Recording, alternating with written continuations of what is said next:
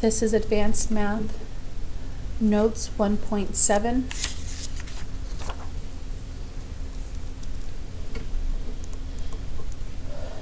Negative exponents continued.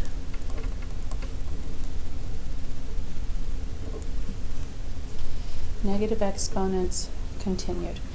Simplify. Number 1. Y to the negative 3 plus x to the negative 3 all over y plus x.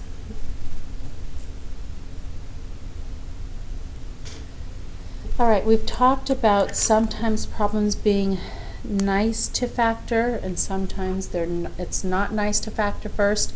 Some of you don't even like to factor first because of the negative exponents.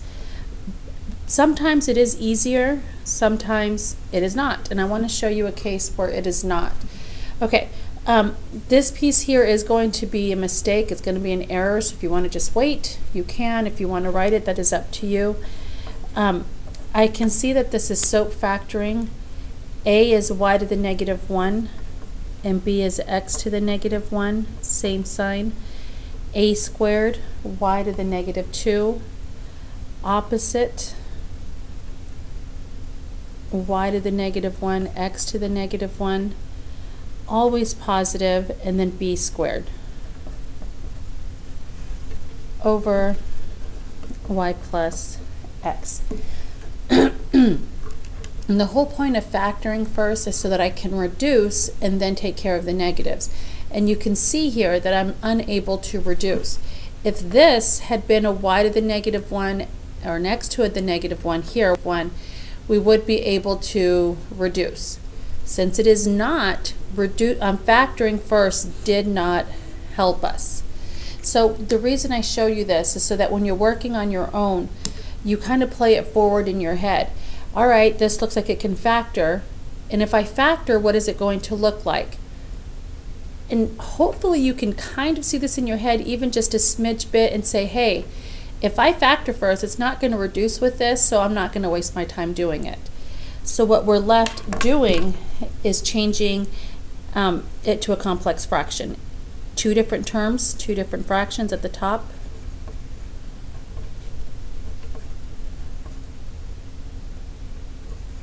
One over y cubed plus 1 over x cubed. And I do want to make this a fraction. I can write it y over 1 plus x over 1 or y plus x over 1. Since I'm not moving it, it's okay to leave it as one fraction. And then I clear by multiplying everything by the common denominator. X cubed, y cubed.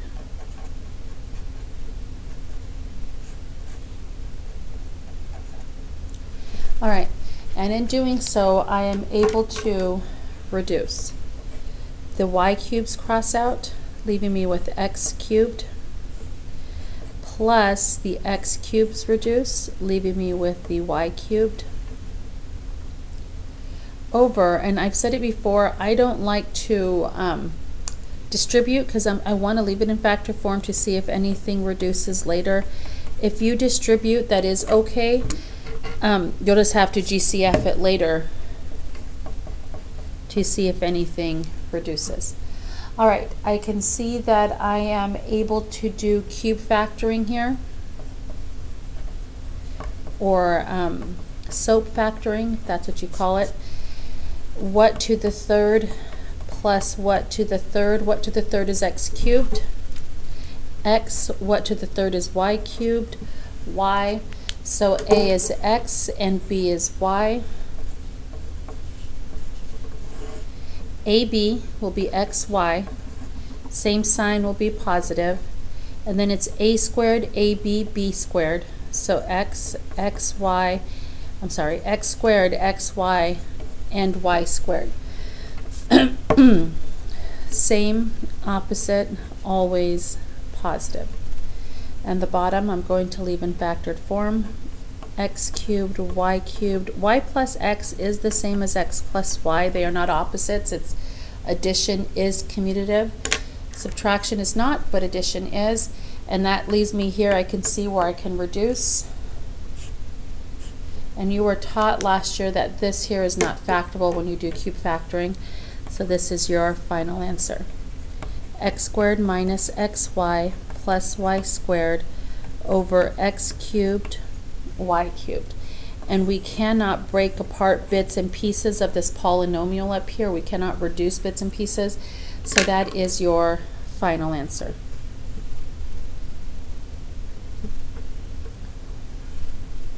Number 2, 1 plus x close parentheses to the negative first power times x to the negative 3 plus 1. Okay, I'm hoping you recognize here that this is one term. Do you see that? There's bits and pieces inside the parentheses, but the two big chunky parentheses are held together with multiplication, which means it's in factored form and it is already one term, which means when I rewrite it, I can write it as one fraction.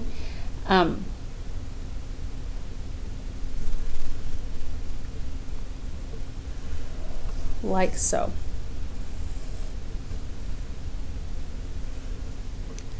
This is staying at the top, x to the negative 3 plus 1, and this is moving to the bottom, 1 plus x. Do you see how that worked? One term, because it's one term, I can write as one fraction. There's no negative exponent here, so it's staying put. There's a negative exponent here, so it is moving to the bottom. All right. Again, I can kind of see there's cube factoring here, and if I play it forward in my head and I cube factor, it's not going to reduce with this. So I'm not going to waste my time with factoring. I'm going to go straight to a complex fraction. 1 over x cubed plus 1 over 1 all over 1 plus x over 1. I have to write these as two separate because this one had a negative exponent, so it had to be its own fraction, which left 1 by itself, or 1 over 1. If I do this over 1 over 1, it's a common denominator, and I am allowed to write it as 1 plus x over 1. You can leave it separate like this if you choose. All right, common denominator. I'm hoping everyone can see it's x cubed. Reduces. And that leaves me with 1 plus x cubed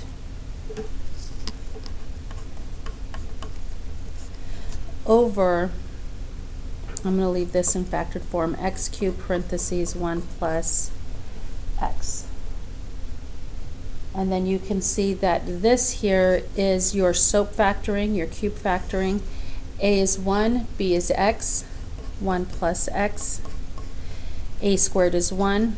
Opposite, a times b is 1x, or just x, plus b squared is x squared, all over x cubed, 1 plus x. And you can see that it does reduce, leaving me with 1 minus x plus x squared over x cubed. And again, you learn that this doesn't factor. Even if you rewrite it this way, x squared minus x plus 1,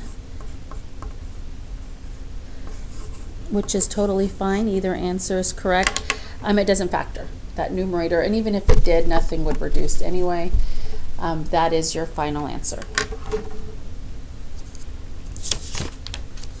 Number 3, x plus y close parentheses to the negative third times, in parentheses, 2x squared plus xy minus y squared. One more time, I can see that this is one big term. It's chunky. This is a chunk and this is a chunk, but these two factors are being held together with multiplication, which makes it one big term, which means I can make one big fraction. This has a positive exponent, this has a negative exponent, so this piece is moving, x plus y, and this piece is staying, 2x squared plus xy minus y squared. I'm able to write it as one fraction. If this had been a plus sign, I'd have two separate fractions.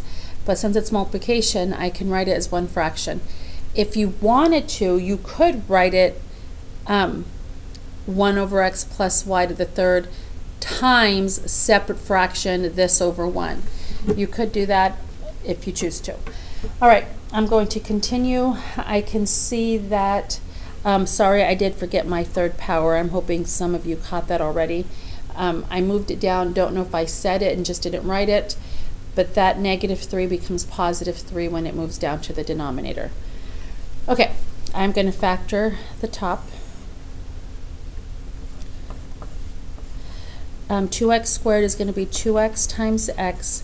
Y squared is going to be y and y. I do need it to be positive negative or negative positive. I'm going to do negative positive. That gives me a positive 2xy and a negative 1xy, which does work for the positive one. And then x plus y quantity cubed. And I can reduce. This is to the first power here, third power, one of them's gone here, this leaving the bottom with the x plus y to the second power. And that is as far as we can go. 2x minus y over x plus y quantity squared. And as I keep telling you, different test writers will write it different ways, or when you're checking your answers in the back. This is fine, I'm perfectly fine with this, but some people will write it this way. X squared plus 2xy plus y squared. And it is perfectly fine. What was done from here to here? Double distribution. They wrote it out twice, x plus y times x plus y FOILed, and got this, which is perfectly fine because the factored form does not allow me to reduce. I am allowed to write it this way. Again, just knowing that it is the same. You don't have to write it that way, but you should know it is the same. Number 4, x to the negative fourth minus 16 all over x minus 2 times x to the negative 2 plus 4. Okay, so those of you that don't like factoring first, you will have to suck it up on some of them and just know that it has to be done. And here's why. I can see that I can factor this, and not only can I factor this down here is already in factored form. I don't want to change this to 1 over x to the fourth minus 16 over 1, because then I'd have to double distribute this in order to do that. So since this is already in factored form, and I'm kind of playing it forward in my head enough to see that this might reduce, let's check if it happens. Double bubble. X squared times x squared is x to the fourth. So x to the negative 2 times x to the negative 2 is x to the negative fourth plus 4 minus 4 for the negative 16. Denominator stays the same. And we can see really truly it does reduce. So this is a case where reducing is necessary, where it has to be done first so that you can get rid of that. If you didn't like to factor first, then you would have to FOIL this. You'd FOIL this and then change everything to a complex fraction, to a fraction within a fraction. All right, I'm left with x to the negative 2 minus 4 over x minus 2. Now, I can see, hey, I can factor this again. But again, playing it forward in your head, I'm hoping you can do this in your head so that you don't waste your time on the test. This is what it would factor to, x to the negative 1, x to the negative 1 to give me the x to the negative 2, plus 2 minus 2 for the negative 4. And then when you do that, you're like, oh gosh darn it, I can't reduce. These two right here. Negative exponent, positive exponent doesn't reduce. Oh no. Then that means factoring wasn't a good idea. So there are certain times where factoring is not only a good idea, it's necessary. And there's times where it's not only a bad idea, it's not going to happen. So have to factor, don't factor. Know when to do what. And again, we will get more practice. All right, that's going to change to 1 over x squared minus 4 over 1, x minus 2 over 1. Two separate fractions because there's a minus sign and a negative exponent. And again, this is two separate fractions as well, but since they have a common denominator, am able to write it over a single fraction. All right, clear. By multiplying everything by x squared.